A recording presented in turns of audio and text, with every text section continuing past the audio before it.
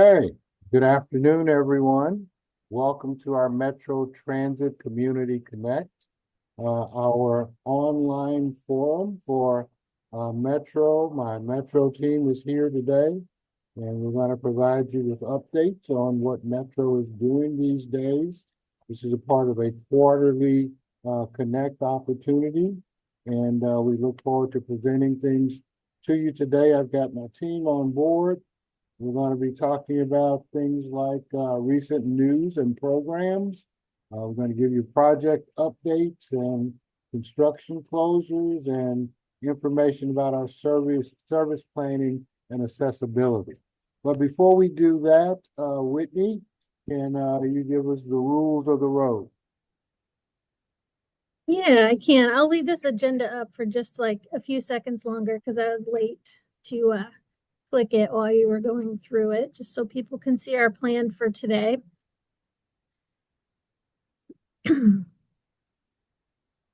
Okay, so if you're not familiar with Zooms or Zoom meetings, just a little bit of housekeeping before we get started. We have a lot of great information to share with you today, and we want to get through all of it. But this is also a collaboration. We want you to have a chance to ask questions as well. So our timekeeper will be pushing our team to stay on track. So there's plenty of time for your input and questions at the end. Throughout the presentation, you can leave those questions in the chat room if you would prefer to do that, or just wait until the end and you can raise your hand to speak. You can either raise it physically like this with your real hand, or if you'd rather use the raise hand function on Zoom, you can use Alt-Y on Windows or Option-Y on a Mac as an alternative to clicking the raise hand button. And if you're calling in from a phone, use *9. We'll address as many of your questions as we possibly can during the Q&A, but also please be mindful of time. So we might need to move along a little faster if it looks like we have a lot more people that want to ask questions and we're stuck on a certain topic.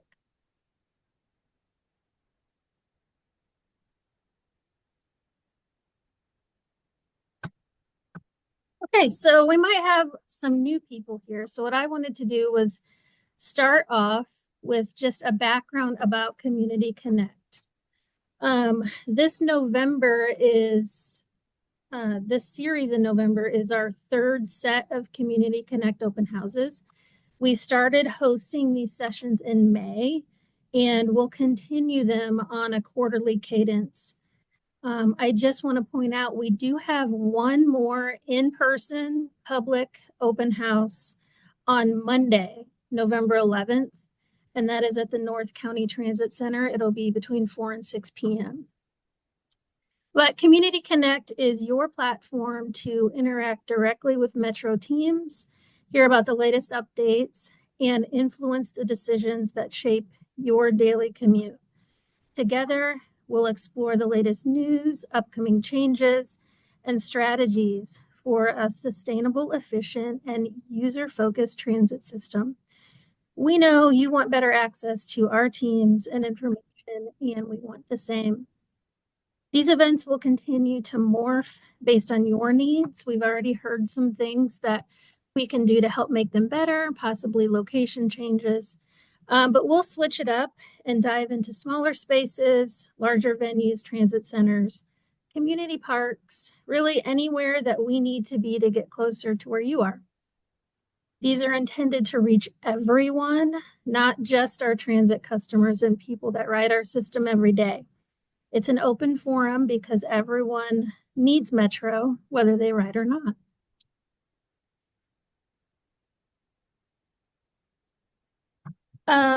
We actually have a home for Community Connect on our webpage too. So this is something I just want to mention because no matter when it is, you can go to metrostlouis.org/community to see when our next series is scheduled for.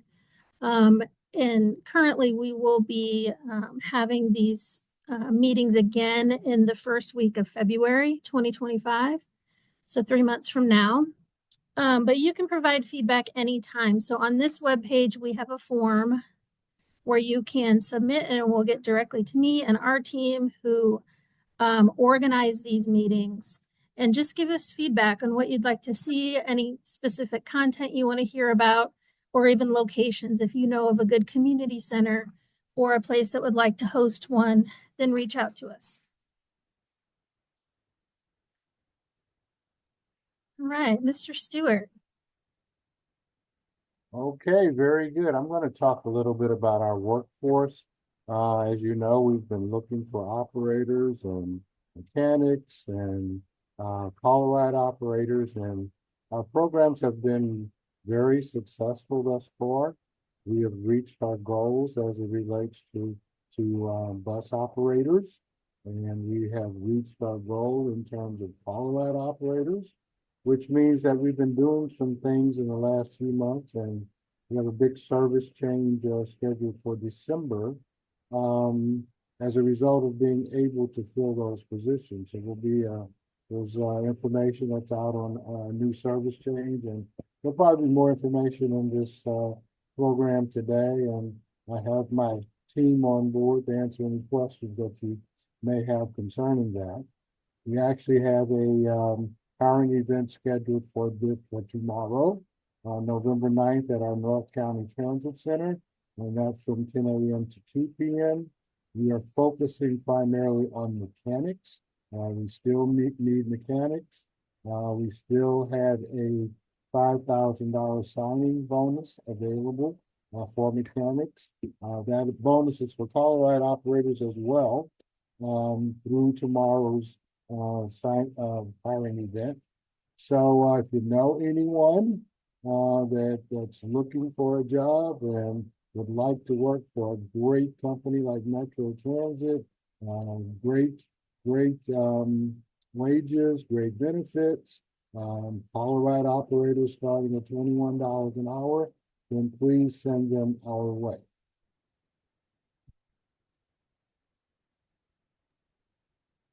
Okay. Thank you, Mr. Stewart. Just by either a show of hands, if you're on the screen, or a nod or a Zoom emoji, how many of you have spotted our new fare validators on Metrobus? Can't really see faces, so. Okay. Well, I'll assume nobody has. So this is going to be great information for you. The first phase of transitioning our new fare equipment across Metrobus has begun. So starting in October, just maybe 3 weeks ago, we started installing and testing new fare validators on our Metrobus vehicles. The installation will continue over the next 2 months. And once they're operational next year, you'll be able to validate your transit app mobile tickets. So this is for mobile tickets just at first, as you board the bus. So it's really just the first phase of many in what will be our new fare collection program. But we're starting with the buses because we can easily get these validators on now and start using it with the mobile tickets that we already have. So additional information about these validators and preparing for your new way to pay is available on our blog. It was just posted yesterday at metrostlouis.org, and you can get to it from the front page of our webpage. The other thing I want to share is we have a new customer commendation form online. So customer service is, of course, a core value of Metro Transit. We really strive to make your journey easy, safe, and convenient. And so in turn, if you have a great experience because of a Metro Transit team member, we want to hear about it. We have had a commendation program and pathway in place for a long time through our customer service channels by calling on our phone lines or submitting an email. But we wanted to make it easier for you. So we have a form on our website where you can go in and just tell us where you were. Were you on Metrolink? Were you on Metrobus? Were you interacting with one of our public safety team? Were you talking to one of our customer service staff? But this form and your feedback, whenever you send it in, will be used to possibly nominate our team members for customer first awards and recognition, because we want to build that up, and we really want to recognize that. A customer campaign will be coming soon, so it'll be more obvious to everyone how you can celebrate our team members. But this form is active now. It's available at metrostlouis.org/customer-commendation-form. But to make it easy, we also put it on our customer care page on our website.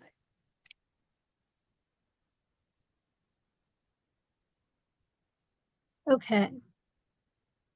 So we just want to jump right into what we have going on, the things that you're noticing now. And we're going to start with Missy Webb. Mr. Scott had to jump off. So Missy, are you ready to get going? Absolutely. Hi, everybody. Hi. I'll go ahead. Missy wants to start with the video. So I'm going to get this video going for you. But just before we play it, this video is 1 minute and 35 seconds long. In it, there are scenes from a station with security gates installed. It also shows people showing their pass to the guard and walking through the new turnstiles. There's a customer in a wheelchair that's utilizing the swing gate, and it also shows customers leaving the platform to exit out of the gate, among a few other features. But this is a new video that we posted just about a month ago, and it does a great job of showing the overall secure platform plan. And then when it's done, Missy will give you all the details. So here we go.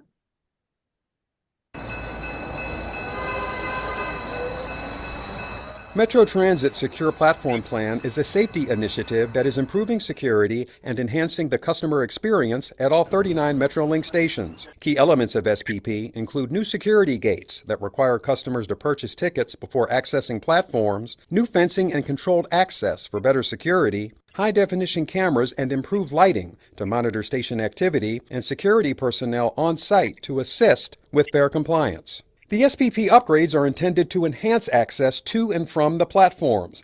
Upon arrival at the station, customers will need to present a valid pass or ticket.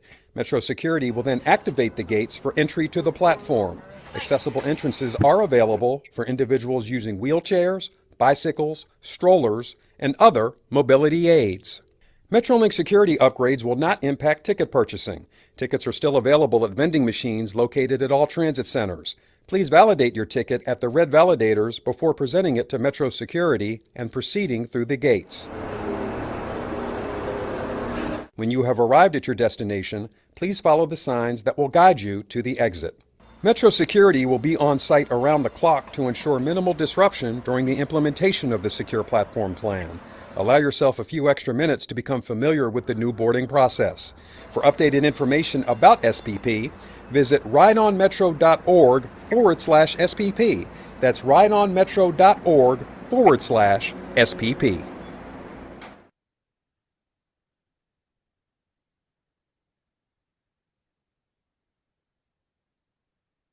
All right. Missy, take it away.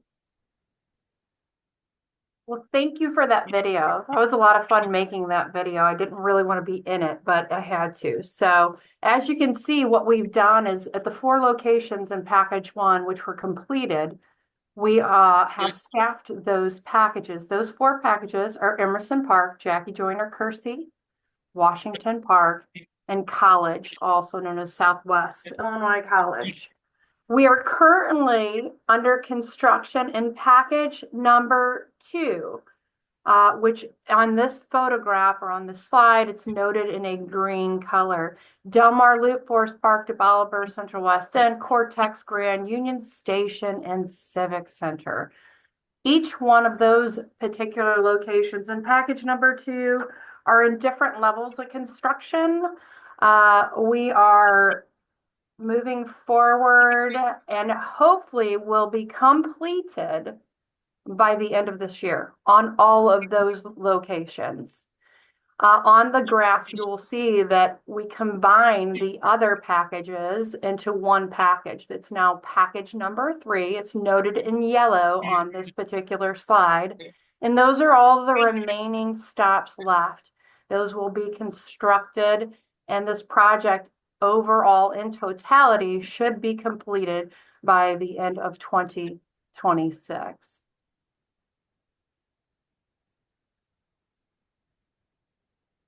For those of you who have not been able to come down and visit us, we'd love to host you or anyone that would like to come, or any of your groups, at the Real-Time Camera Center. With regard to the Secure Platform Plan, the Real-Time Camera Center will increase its camera views. We are currently sitting at somewhere near 1,200 cameras. We will increase our closed caption television system to over 2,000 cameras at the completion of the Secure Platform Plan. We do give tours. I give tours constantly. I like for folks to come in to see and to understand. The other thing that we get to talk about and to also see is the real live feed into all of our rolling stock. And when I say rolling stock, all of our call ride, all of our buses, and all of our trains, we have the ability to live feed into those. So it's really interesting to show our consumers and our transit community that ability. Again, we are trying very hard to educate folks. And the slide that you see right here, or the slide that is currently up, says see something, say something, Metro Transit Public Safety, available 24 hours a day, 7 days a week. We have the capability of receiving text messages at 314-300-0188. And we also have the ability to receive phone calls at 314-289-6873. We're trying to get this out as much as we can. We want our transit community to know that they can call us. Calling us is how we prevent issues from happening. So if you see anything out there, whatever it may be, or you don't feel comfortable, please use that text number 314-300-0188 or call 314-289-6873, and we'll be there. Okay, thank you, Missy. Thank you. Oh, you have your reports too. Oh, we do a regional report, but we're starting to move towards the rideonmetro.org, Ride On to a Safer Region website. So you can get all of our updates basically on that website. We do put that monthly update out. It does go out in an email, but for the most up-to-date information and resources regarding the Secure Platform Plan, our website is always up to date. So. All right. So up next, Tim Nittler, our Senior Director of Capital Projects, has a lot of updates for you in regards to the construction and the upgrades that we're doing to our infrastructure along the system. Go ahead, Tim. Good afternoon, everyone. Thanks for joining us. First, I wanted to speak a little bit about Civic Center, and this is in regards to what Missy was just talking about, the safety, or the Secure Platform Project, I'm sorry. As part of that project, we needed to enact a pedestrian detour while we're installing the gate system at the top of the stairs at Civic Center. So beginning October 28th, we put the detour in effect, which basically pushes people around the sidewalk and then down the ramp instead of the staircase. Our contractor is making good progress, and we hope to get that fare gate open very soon so we can get rid of the detour and let people take a shorter route to get down to the platform. But for right now, we'll remain in place, and our contractor is saying no later than the end of November until that detour will come out. So just ask everybody to be careful and also plan a little bit of extra time to make their way around the detour while we're continue to finish up that project. Yes, and I want to add too, at Civic Center, we have a lot of staff available all the time. So if you need assistance in making that detour, we have TSMs and also our public safety team inside and always walking around. So please don't hesitate to ask for help. Thank you, Whitney. Next up is our Eighth and Pine project, and that project entails removing the escalators that were in place previously, and then building a new staircase in their place, and doing some additional construction and tying everything back together, if you will. So in the pictures there, you can see the new staircase that is in. The contractor is working on installing new stainless steel panels to the sides of the staircase. Right now, we are slated for a December 1 opening of that platform. I know it's been a long time coming, and I thank everyone for their patience, but the end is in sight at this point, and we're making good progress now. It was delayed for a while due to some unknown circumstances. Once we pulled the escalator out, there was some structural issues that we had to address, which entailed some redesign and then ordering of different parts to make sure that we're constructing it correctly. So I do apologize for the delay, but I think there's end in sight, and at that point, we will then switch from Eighth and Pine over to Convention Center. So we'll open Eighth and Pine up, and Convention Center will then close. And a similar project there. So we're taking out the escalator or escalators, one from both east and westbound, and then we'll be building staircases back in their place. I'm sure a lot of people are going to ask, well, is it going to take as long as the last one? We sure hope not. And the reason being is that we've learned a lot based on the work that we've been doing at Eighth and Pine. In addition, we've done some early investigation work behind the escalator to make sure that the condition that we had at Eighth and Pine does not exist at this location. So we're pretty confident that we have a plan in place which will get this work done quicker than what we did at Eighth and Pine. Currently, the completion is scheduled for winter of 2026. So it'll close the second week in December and then hopefully open up sometime in the March, April timeframe. So winter 2025, right? Correct. Okay, thank you.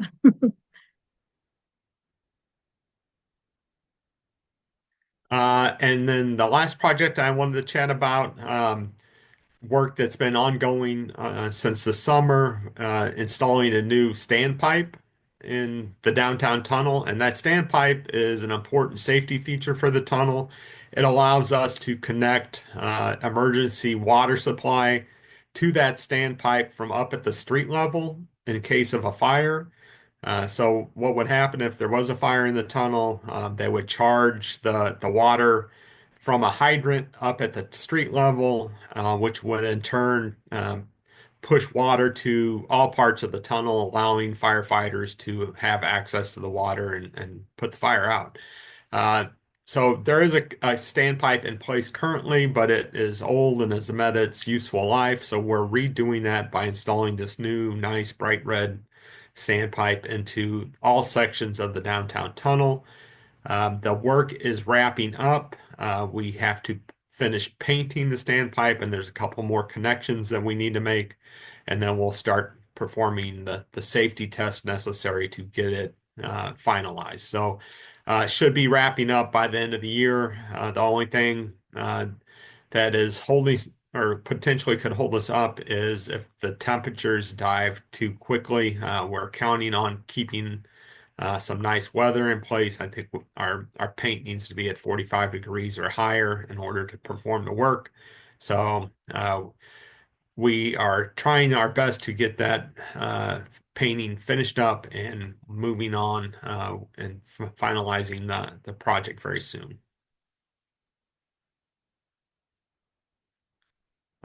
Union Station Tunnel.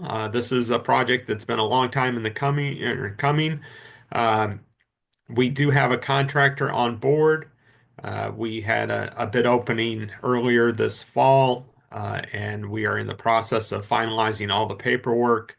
The contractor has notified us that they plan to work or begin work in late December, and we've given them 3 years to complete this work. The work entails basically a complete rehabilitation of the tunnel with the goal of gaining us 25 years or so of additional life out of the tunnel.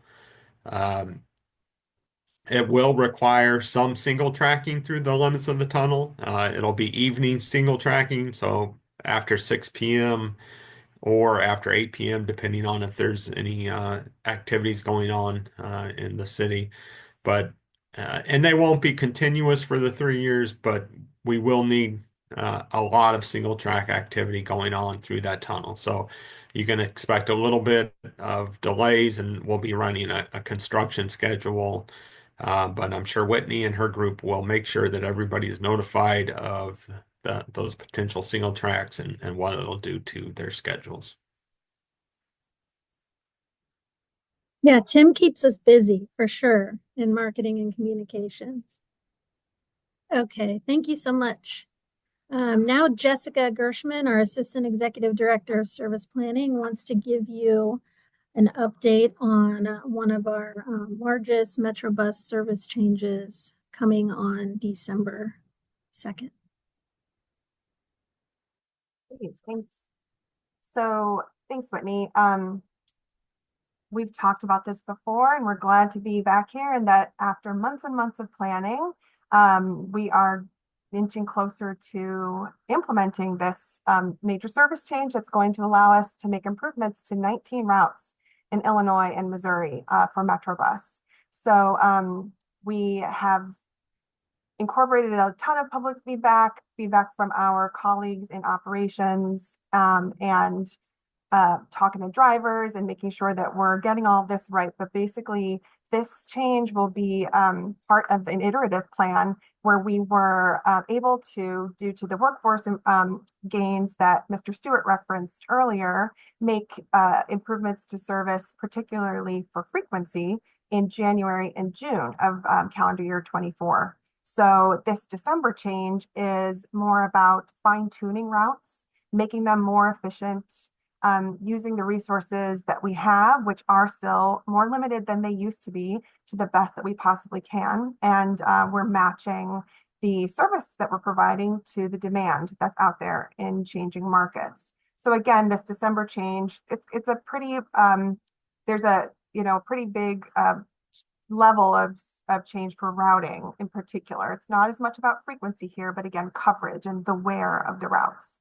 I will say that so far, so in this calendar year, we've been able to add about 10% of service back, and this should be another couple percent. So those gains might sound like not as big of numbers, but they're representative to us of our ability to be more stable and reliable in the service that we are providing. And again, that's due to the great workforce gains we've been able to make. Just as a broad stroke summary, the changes will reorganize routes. Some of them will be combined, some of them will be split, and we're able to extend geographic coverage back in some cases to places we haven't served since COVID began. So next slide, please. We've got 4 slides here, I believe, where we try to group the route changes geographically in little clumps. I'm not going to go into great detail for each of the routes, but I do want to hit the highlights, and then maybe once we've gone through the caller ID changes and accessibility updates, and there's questions at the end, if folks want to get into specifics, we can try to manage it there. So in St. Clair County, there are 5 routes that will experience change. I want to highlight 2 of them where we are going to be implementing increase in frequency. The number 12, O'Fallon Fairview Heights, and the number 16, St. Clair Square. Those are both routes that, due to changes to the directness of the route. So cutting down on deviations that are currently going through places where we're not picking many people up at all, and in some cases, no people. We are able to sort of reinstate that service back onto the main drag of the line and we'll have 20-minute service during peak hour weekday on the 12 and the 16. Other routes have sort of, again, more cleanups and efficiencies in trying to reach places that people are trying to access on these routes. So, and then notably the number 23 is technically a new route. It is what is currently the southern spur of the current 16 that goes between Belleville Transit Center and College. And that route will match the frequency that is required for that market. Next slide, please. I believe we'll go to North St. Louis County, where we have a lot of service that's being restored and reorganized.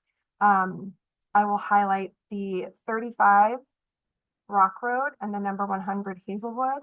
Those are two routes that will be more efficiently covering employment destinations in the greater Hazelwood area and along the important Rock Road arterial. So we're extending coverage on those. The number 100, we're turning it into two-way routing service as opposed to the current one-way circulator, which is a good principle of service planning, and we're happy to be able to make that change.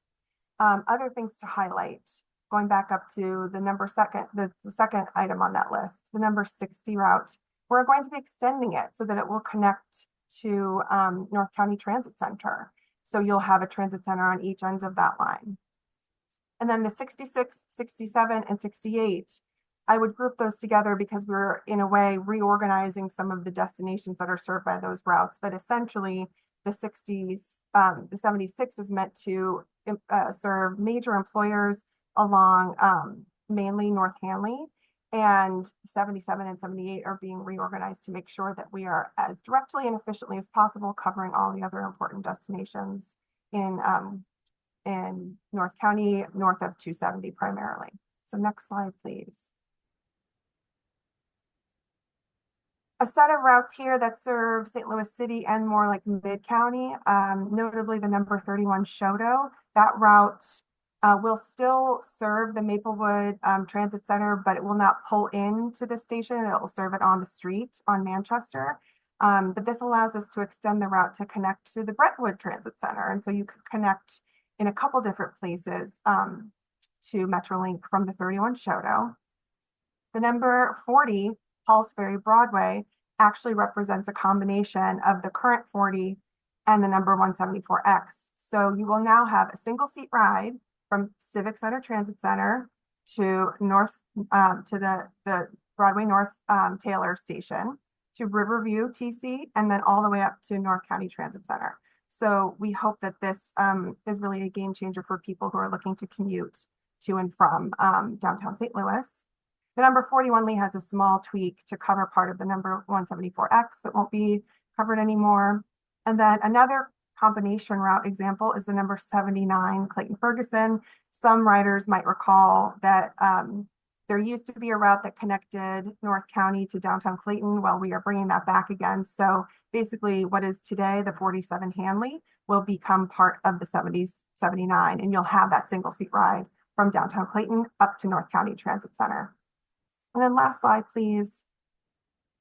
This is a transition into my colleague Lisa Cagle, who will talk about implications for our partnering modes in paratransit and microtransit. But two notable changes for South County are some extensions and some new destinations being added back.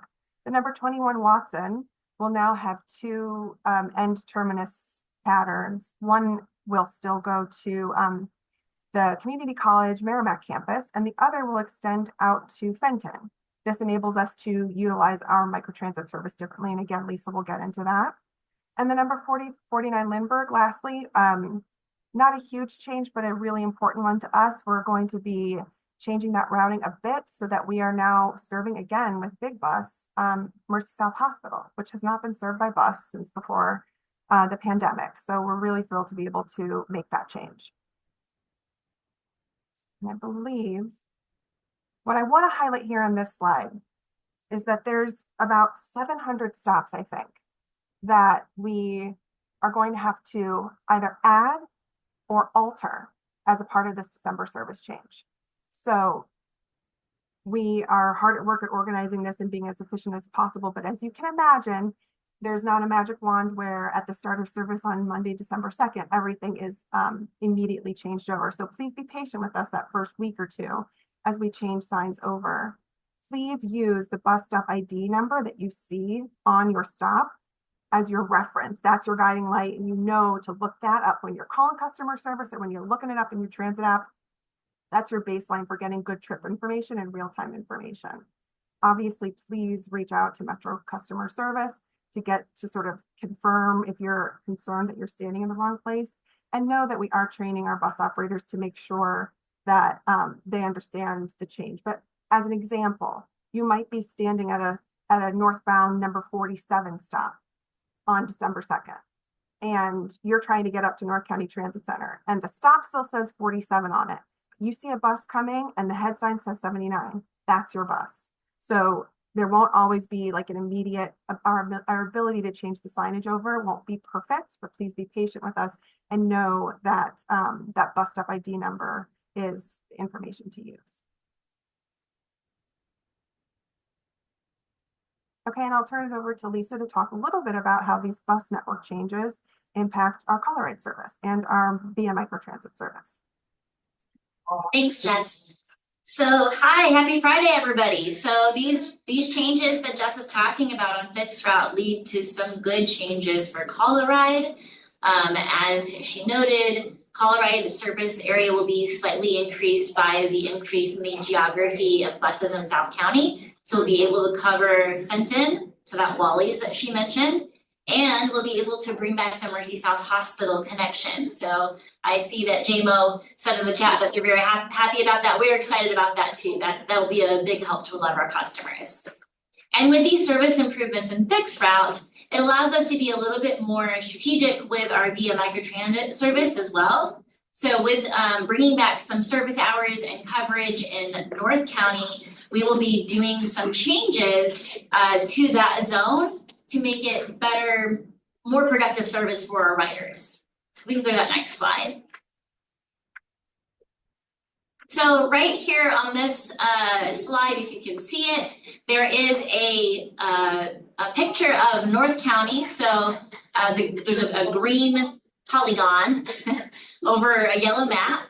And that polygon is showing what the new service area will be in North St. Louis County for VIA. And this will start in December, slightly after the December 2nd service change, so to make sure that the buses are getting out there regularly. So it'll be coming in the next month or so. And what it does is it takes out the area that was only nighttime service for VIA in North County and concentrates those manpower hours and those service hours into the area that's mostly north of 270. But it also includes connections to North County Transit Center and to the Riverview Transit Center. So it's keeping coverage in Glasgow Village and in Riverview. So we'll have this information more out there on the blog. This is the first time showing this map, but we wanted to let VIA customers know that there will not be nighttime service in the nighttime only zone in VIA coming soon, but it will have the North County coverage, better North County coverage north of 270. And so that's, again, trying to improve the rider experience there. We're getting some really long wait times because you're covering such a big area and sometimes you just couldn't book a route. So we're trying to make that a more reliable experience for folks. And then of course in South County, I don't have a picture of this or a map for this right now, but with that service extension to Mercy South with the 49 and to Fenton with the 21, we will be able to concentrate VIA trips where we need them to be, where the demand is, and we're going to start prioritizing shorter VIA trips. So what we'd really like to see is a multimodal network so that folks can take the bus or call a ride part of the way and then transfer to VIA for the first mile or last mile of their trip. First mile, last mile being, sort of symbolic language. So that the very beginning or the very end of your trip helps you extend your transit coverage with something like microtransit and VIA. So we'll have more information about those changes coming up, but we kind of wanted to give you guys a heads up that there will be some changes coming to VIA in the next month or so to try to improve service reliability there. So we're really excited to hear from customers. We've already gotten a lot of feedback from customers about what their preferences are for any changes they would see in VIA, and we're happy to continue taking those comments, and we're taking them into consideration with our hearts. So thank you. Also, we have a new VIA Metro STL app. So part of the changes that are coming up with VIA includes VIA moving to a new software platform. So there is a new app that you can download in Google Play or the Apple App Store. You can continue booking a ride via phone at 636-251-3328 or by app. But you will need to download the new app in order to book through the app now. If you have not done that, this information is on our Metro webpage as well. So let us know if you have questions. There's a question in the chat, and that will be yes. VIA does have wheelchair accessible vehicles, JMO, thank you. And it is between 25 and 30% of the fleet currently. And so now we're getting some updates from CallAride. So I have some of my colleagues here who are going to give us some good updates. So first off is Allison Driscoll, our paratransit tech, who's going to give us a big picture overview of the numbers. Hi, everybody. We have some great news to present this month or this quarter. So we've had a lot of success getting our ADA denials down to significantly over the last 3 months, but now we are actually at 0, which is awesome. Thanks to some active management from our team leaders, and we have more operators hired. We're also able to improve our on-time performance. So our on-time performance goal for fiscal year 2025 is 93.5%. So we're well on our way to that. If you look at our October number, we're 93.31%. And our denials have been going down significantly over the last 3 months. And just in the last calendar month, we made the jump to now we have 0, which is always great news to report. Can you go to the next slide? And this graph is showing you an overall picture of our performance since we contracted our polygons in April 2023. That was to match what fixed route service was doing. So as you can see, the trips we performed, they've increased by over 10,000 a month since April 2023. And the ADA denials have fallen from almost 7,000 a month to 0 in October of 2024. So basically, our on-time performance is going up, our amount of trips that we're performing is going up, and our denials have gone down to 0. So everything is going in the right direction. And then for the next couple of slides, I'm going to pass over to Clever Reynolds. He is over our dispatch and reservation area, and he has some information for you. Yeah, good afternoon, everybody. So a lot of you have realized over the last few weeks that when you call in the reservations or you call in to check your times on the customer service line, that you are being given your times and a way that's a little bit different than what we used to. Normally you would call in and we give you a scheduled time and quote you the 15-minute early and late window. Now when you call in, we will give you the entirety of that 30-minute window. That's in preparation for some changes that we're making, and it will just make it a little more efficient for everyone to have the complete window read back to them when they call in to book the trips. So if you have like instead of getting a 7:15, your reservation agent will read back to you. You'll have a pickup window between 7 o'clock and 7:30, with 7 o'clock being the beginning of the early window and hypothetically 7:30 being the end of the late window. Yes. Okay. Okay, we can go to the next slide.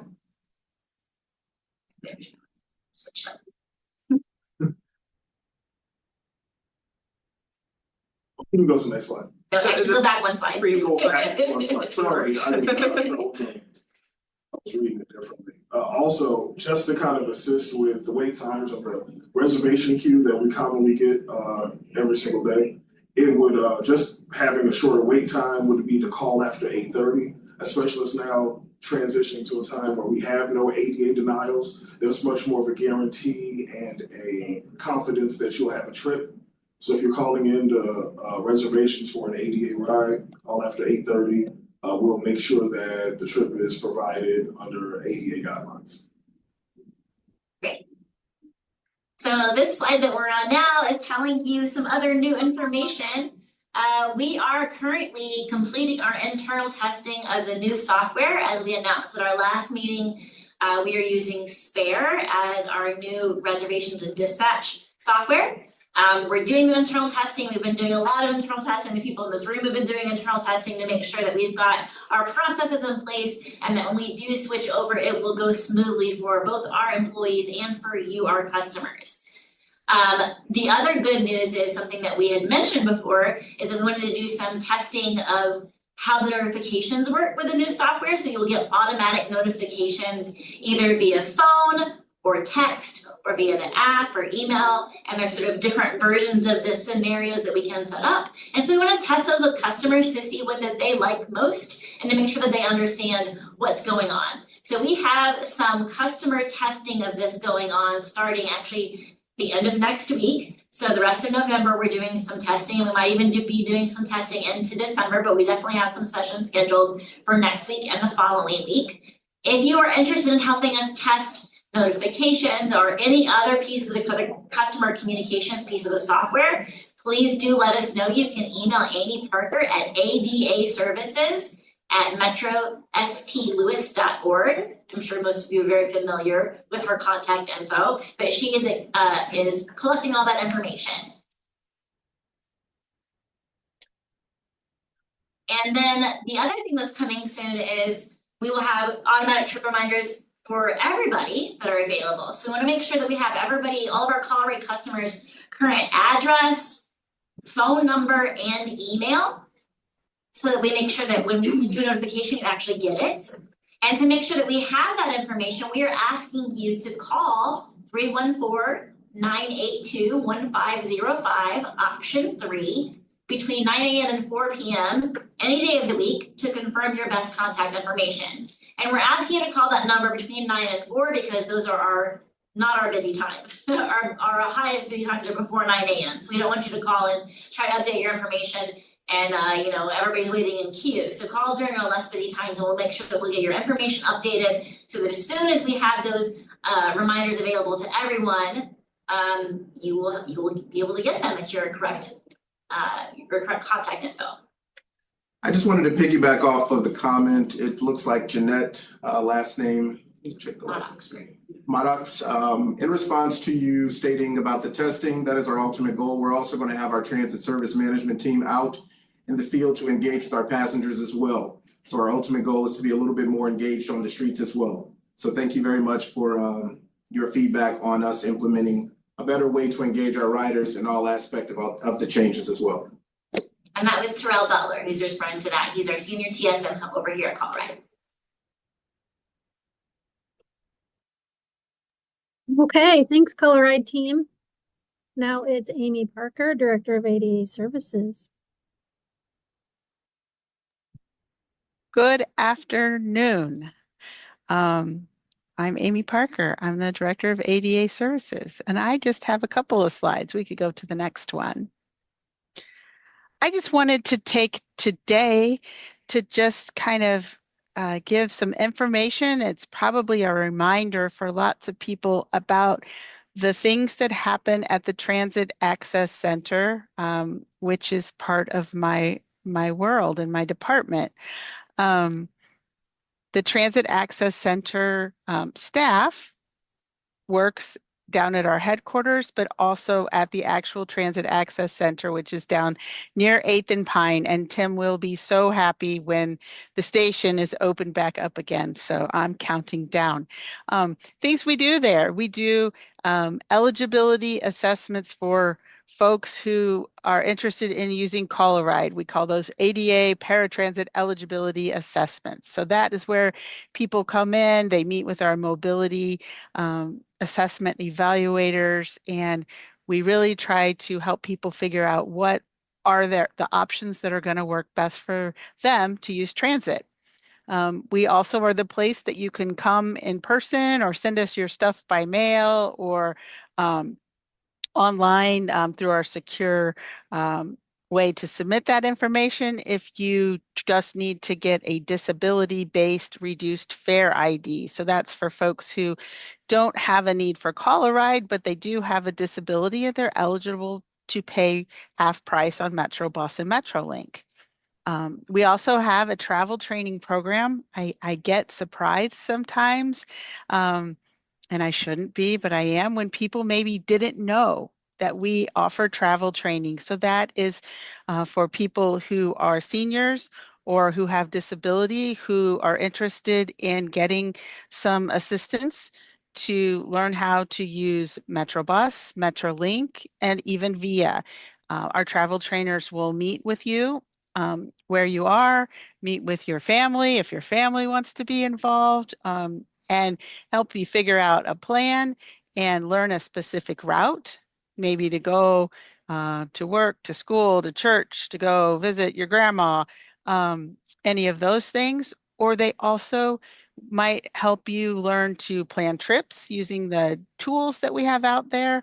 We have a lot of tools. The Transit app can do a lot of things to help you know where you're at or know when you need to go, things like that. So that's what happens at the Transit Access Center. And you can contact us at same email that Lisa shared, adaservices@metrostlewis.org, or at 314-982-1510. I do want to say I'm excited to be helping coordinate folks that are going to come in and do trip notification testing. We had a list of folks who had expressed interest in that before. They should have gotten an email from me last night, and I hope to get some replies. And we've also got space for some other people who are interested in helping us test, because it's going to be fun. And we can go to the next slide. The other piece of information I wanted to share, I've talked about this a little bit before. We have officially rebooted our advisory committee. So the new St. Louis Metro Transit Accessibility Advisory Committee, which is comprised of 15 community members that were selected by some folks at Metro and a task force of people who had kind of called for us to do some of this revamping. 15 people were selected out of over 175 interested people. And Tracy and I got to have the first meeting with this group yesterday afternoon. And we are just really excited about the people who were selected and the ideas that they have and all of these things that we are going to be able to do some great things. They will be meeting 6 regular meetings per year. We will be getting that information updated. Robin, I see your chat. Will we publish the meeting dates, and will they be recorded and have public comment periods? We will get those meeting dates up on the website.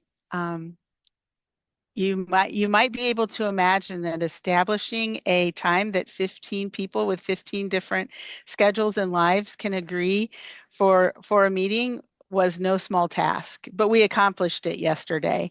So we will get those meetings up there. And then once we get started in 2025 in January, the meetings will be, they will be hybrid meetings. People will be able to attend them.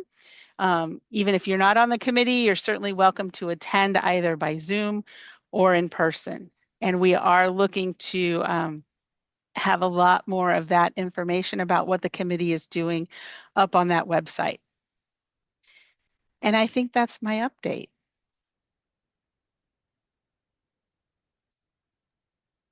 Thank you, Amy. Okay, it's the moment we've all been waiting for. You've heard us talk, and now we want to know what your questions are. What do you want to know more about? Just as a reminder, you can raise your hands or input questions directly into the chat. And it looks like Earl already has a question, so we'll kick it off with you.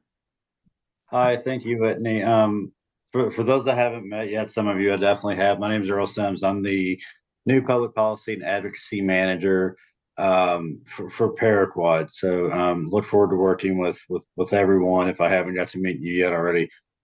One question for the Caller Ride team that I wanted to ask. We've had with our SMART group over the past few weeks, we saw the note about zero ADA denials on rides, which is fantastic. But we did have some people report that they had been denied rides, or friends that said they had been denied rides. So the way that letter read that was sent out, and then that it says specifically ADA denials. So I didn't know, are there other categories of denials that you all have that those may fall under? Or I guess I'm trying to figure out where the information that we're getting from our groups and what you all reported are kind of at a different point. Sure, I'll be glad to answer that. So we do have different types of denials. ADA denials are ones that are trips that we should be able to provide and we can't provide because of staffing or lack of vans. So those are considered ADA denials. We do have other types of denials. We have what we call adversarial. So if we offer a time to our passenger and they, within the ADA guidelines, and they decline that trip, that becomes an adversarial denial.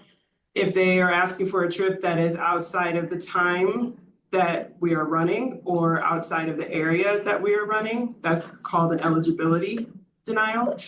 And if they call on the same day of the trip that they're wanting to take and we're not able to accommodate that, that is same day capacity denial. Those are not considered on the same day ADA denials because according to ADA guidelines, those are trips that we are not necessarily, we don't need to, mandated to, thank you, that's right, mandated to provide.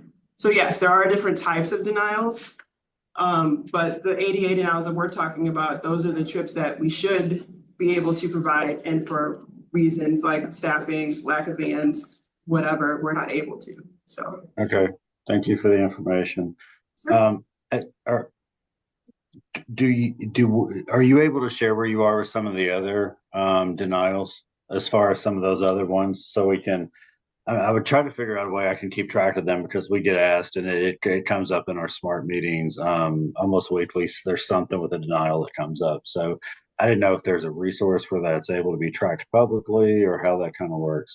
Absolutely. So Earl, we actually have a monthly report that we put out that goes to the county council and other folks that tracks all of that information. We'd be happy to forward it to you so you can see that as well. And we'd also be happy to discuss in more detail. As Allison was saying, ADA denials are those that are mandated by the FTA for us to provide based upon the fixed route footprint and time periods. And then the others are things that we track so we can see if there's a capacity issue in other ways. But the ADA denials are the only ones that are like mandated by the federal government. That doesn't mean that those other denials don't affect people's lives, obviously. Right. But that's one that we were seeing the really huge, you know, we weren't in compliance with what the FTA was asking us to do. Okay. You want to say I appreciate the feedback and I apologize for not catching your name, but I look forward to talking to you. We'll definitely be in touch. Thanks. I'm Lisa Cagle. It's nice to meet you. All right. Thank you, Lisa. So this is Amy. I did just also want to say in regards to denials and Earl, you know, that if your group is getting reports that somebody didn't get a ride, I want to hear about that. If somebody is getting told there's an ADA denial, because I would really like for people to let me know that so I can take a look into it and we can see what happened and maybe it's a misunderstanding or anything like that. So I just wanted to make sure that was clear. Sure. I'm sorry, I don't know for sure that they were ADA denials. That's why I asked the question about kind of where the buckets they could fit in. So we'll follow up with you individually, you know, one-on-one or whatever. So thank you all for your work. Thanks. Okay, hi everyone. I'm Tracy Bauer. I work in ADA services with Amy, and I'll be kind of helping to manage some of the questions in the chat this afternoon. And of course, also be looking for people with hands raised. We also like to hear your voices as well. So there is a question which I'm going to hand over to Whitney. Laura Taylor asks, will there be any changes with the Gateway Metro card? Excellent question, Laura.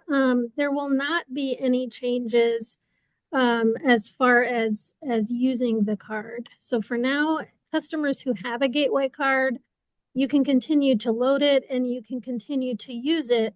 But at some point, we will have a transition period where we will communicate very clearly with you when you need to be prepared to empty the funds that are on your card and start to use something else. So that something else is something that we are developing rather quickly. That will be a combination of what we talked about a little bit earlier, our our mobile ticket that is through Misabi. It's basically an extension of the kinds of tickets that you're using now through Transit app. It will be paired with a standalone app that will be our own fare collection app that you can use either the app or Transit app to buy and use your tickets.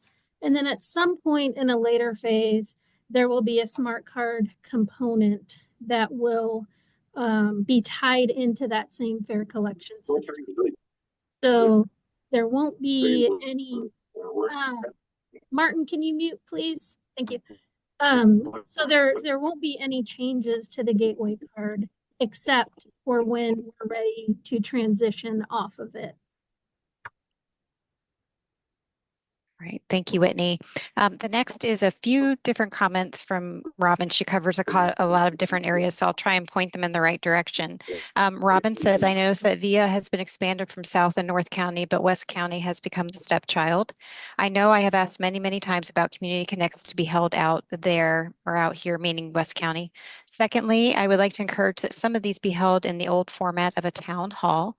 Many people are uncomfortable going from table to speak to staff. We also have way too many inaccessible bus stops or long distances between stops. So thank you for the feedback on the Community Connect, Robin. We have heard that, and I do believe there will be some changes coming in future Community Connects as far as locations and formats. VIA, I believe that would be a Lisa question. Yeah. Thank you, Lisa. Thanks, Robin. I always appreciate you advocating for our VIA service. So actually, we haven't made any increases in VIA to North County or South County. The zones are the same in South County and West County. We haven't touched the footprint at all, and it's actually been contracted a little bit in North County to provide more reliable service. But I hear you, as always, that you want more service out in West County, just to make sure that there's more transit options for people. We're always keeping that in mind, and we appreciate that comment. And then as far as the inaccessible bus stops, Jessica Gershman, would you be willing to tackle that along with, there was a question about wanting to know more about the Green Line and what buses will be eliminated? Yes, absolutely. So yeah, Robin, we agree with you on inaccessible bus stops. We are slower than we'd like to chipping away at that list. We started by getting a better handle on the condition of each of them. So we've got everything sort of in a geographic system now where we've used a Survey 123 tool, and our team can go out and survey from the field and then live, like real-time update the condition of the bus stop. In terms of the grading and the size of the pad and, you know, if the sidewalk is now cracked, etc. We have 3 different projects going with 3 different pots of money.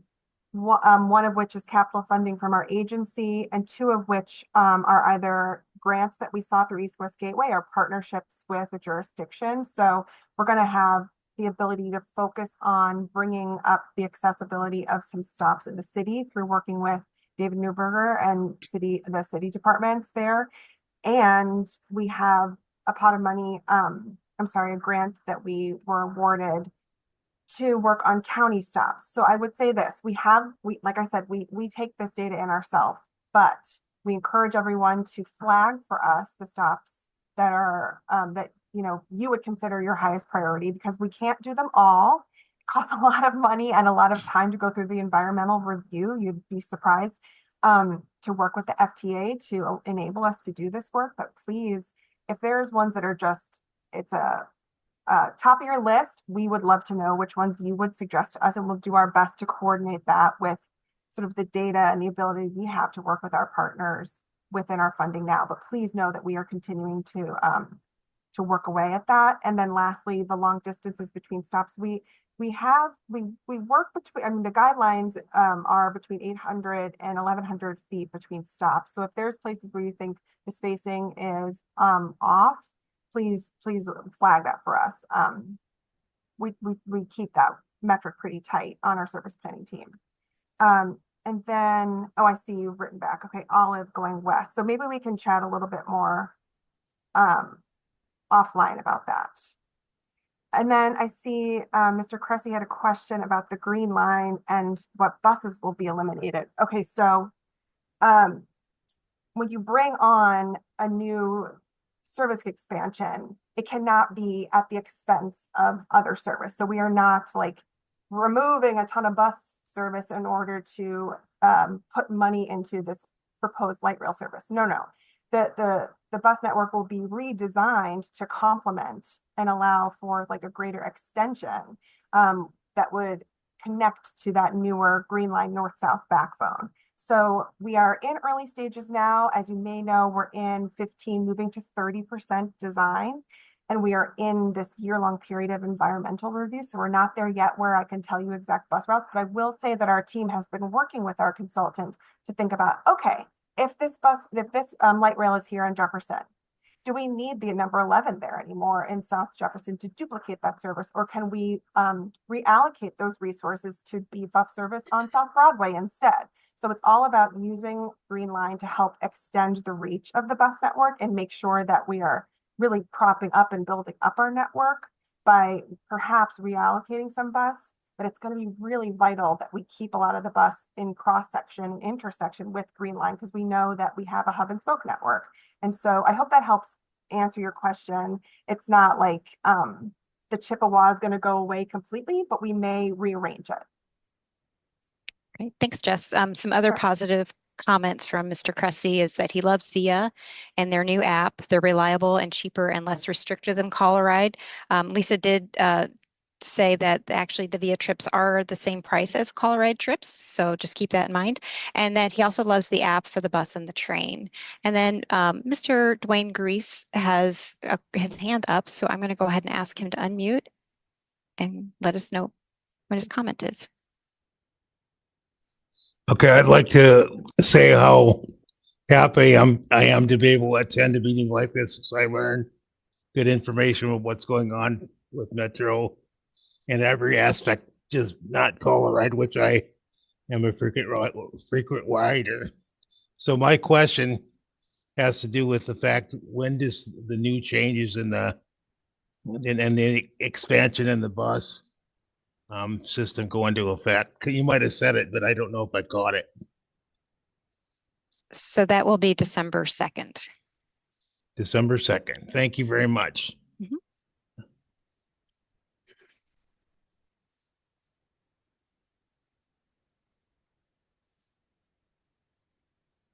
Any other comments or questions? Feel free to unmute, raise your hand, type into the chat.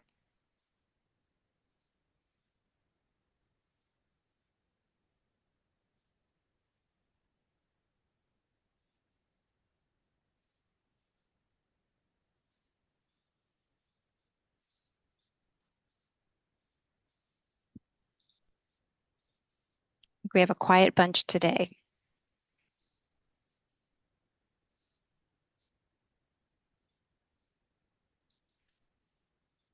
Okay, well, if there are no, oh, something just popped in here from Starry. Let's see. 1 second, Starry. Would it be possible to change the bus stop markers to use something that's more prominent and noticeable from a distance, such as instead of a thin metal pole and a small sign that might get lost in the trees, it might be a wider stand type sign, the same height as the current sign, but in the Metro blue with a large white Metro M logo at the top. Starry wants to work on our graphics team, sounds like, our sign design team. I don't know, Jessica, would you want to answer that?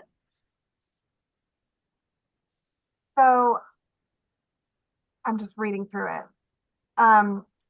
We did in 2019 go through a signage redesign, and part of it, the intent was to make it more accessible and stand out in the landscape of signage that you see along the street. So I know Amy and her team were really diligent about making sure everything was accessible, and like the type font and the height was all as prominent and as it could be. So I don't think we certainly don't have capital funds at this time to go through another signage overhaul, but I might point that back to the ADA services group to see if we can be collecting feedback about where we're missing the mark and if we need to be, planning for future changes. That sounds like you just threw the Gave you rubber word. ball to me. No. No, I mean, So we know that the bus stop signs that were redesigned in 2019, they are a lot larger. They are, they made pretty big gains over the ones we had before. This is, kind of one of the things we talk about. How do I know if it's a stop sign pole? How do I know if it's a bus stop pole when they're, so we can make stops more identifiable when we're able to do improvements like put shelters and things. I see Robin's question, have we looked into Navi-Lens at all? I can say that we do have a wayfinding pilot program grant that is actually in the RFP process as we speak. And I would like to share that since this was a proposal that was focused on wayfinding for people with disabilities, we do have a person with disability from the community who is serving on that RFP, that selection committee. And I'm excited about that. And we are, and part of the intent of this pilot, I'm going to get around here eventually, is to look at some of those technology options and test them out. It would be a year-long pilot program that we would be testing on a selection of bus stops and at a transit center where we can get a lot of feedback from people. And so we're looking, we had several proposers. And so we're at the point of choosing which of those we would be able to pilot. Maybe I'll just share a little bit what Navi-Lens is about. I happen to have heard of Navi-Lens, and it is these brightly colored things that look like a QR code, but they're very colorful. And what you do is you scan them with your cell phone, and you can scan them from many feet away, like 50 feet away or something like that.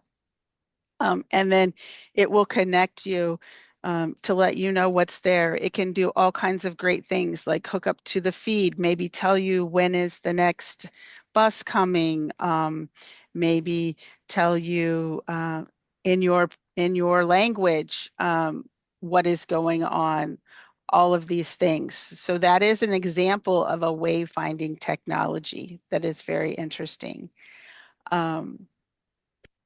There's different things like Starry, like you're talking about, different kinds of poles that can be a wayfinding kind of technology. We have on our bus stops that are improved and that are accessible, there are little metal signs that have raised letters and Braille that says bus. Not at every single bus stop. And maybe that's also a more immediate thing, Starry, if there are particular stops and something like that would be helpful. Let me know about those and I'll see if we can make that kind of work. And I'm going to have to, next time over at Cortex, look at the nice blue pole that you're talking about. Robin, did you want to go ahead and unmute? Yeah, I was just going to comment and say why I brought up NaviLens. First of all, because I think it's one of the most inexpensive ways of going. And just so you know, I've been testing them a lot, and I've actually gotten to work up to 90 feet. One of the things that's happened in the past is that we've asked for accessible bus stops for a long time. And I remember years ago being told that they were accessible because the poles were painted blue, which doesn't do a blind person any good. The other issue, and I'm just bringing this up because even if you have a pole with a Braille sign, you have to know where that pole is. And I brought up NaviLens because I think it's a much less inexpensive or more doable way of doing it than, because I know in the past some people have asked and said they wanted bus stops in a uniform place on a street, and that's not usually doable, at least not in St. Louis. And then the other issue is that it would cost a lot of money to do that. But I just wanted to share with you, Amy, in particular, that I've actually tested NaviLens up to 90 feet away. And what's nice about it is that you don't necessarily have to know where the code is. Plus, you can set it so that it guides you directly to that pole. So that's why I brought it up and wanted to bring it up to you. Great for that feedback. Thank you. Amy, did you see Starry's next question was, will there be an opportunity for input in the community choice for the wayfinding app for the top 2 or 3 apps, or will it be a Metro choice that just goes into testing with customers? So we had to put that out for a bid through our procurement process. We created the scope of work, what we wanted this pilot to do. And then how that works then is there's a committee of people then who read the proposals, get demonstrations of them, rate them, and that's how that determination is made. And that's the piece that I was sharing at the beginning where we did bring in a community expert who is a transit user who has a disability, who is serving on that committee, on that selection committee. So I think the short answer is yes, that is happening, not where we're saying, okay, hey, community, here's all the ones that submitted a proposal. But once we get and choose which of them we will be piloting, then there's going to be a big involvement from the community. Which ones of these things are worth us pursuing for the future? I hope that answers your question.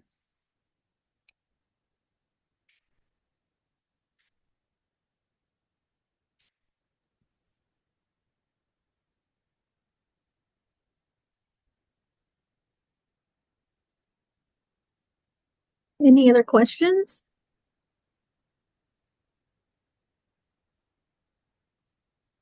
Starry says she thinks your answer answered her question, so that's good. Well, I was muted, but I laughed out loud.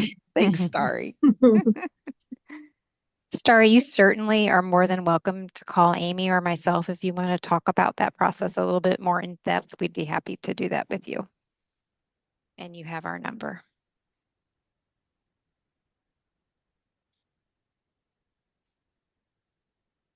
Awesome.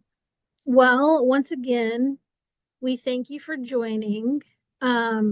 This video it's been recorded, but we're going to share it on our website in its entirety. We send it through our partner who adds our closed captions, so you can see what all of us said, and all of the comments are included in there as well. But look for that on metrostlouis.org/community. Usually takes about 2 to 3 days. Since it's Friday, I would say maybe on Tuesday. But we always try to get it up there as quickly as possible. And as always, you gave us some good feedback through here about some of the next Community Connect events, but please just send us your recommendations for venues or spaces, especially over in West County, since we know we need to do a little bit of a better job of getting over there. But we would definitely love to hear your ideas about that. Okay.